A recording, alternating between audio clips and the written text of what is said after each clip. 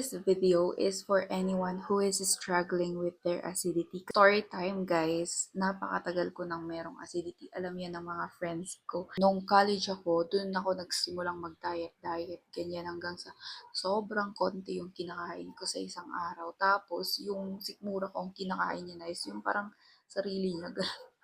So dun nag-start yung acid. Nag-omeprazole pa ako, ganyan. Pero hindi naman yung forever na dapat tinitake, di ba? Meron akong naging ka-boardmate na nag-recommend sa akin nito. Ito guys, hindi to sponsored, okay? Bumili kami sa Lazada. Ang binili ko guys is yung ultra strength na antacid. Chewable siya guys. Ipakita ko kung anong itsura. Kasi para siyang candy lang. Ganyan siya guys yung itsura niya. Parang candy mo lang siyang natnutam kasi dyan. Ilocano. To anyone na nagkakaroon ng acidity dyan, napakahirap, diba? Try nyong mag-invest or bumili nito. Sharing is caring. Thank you so much for watching.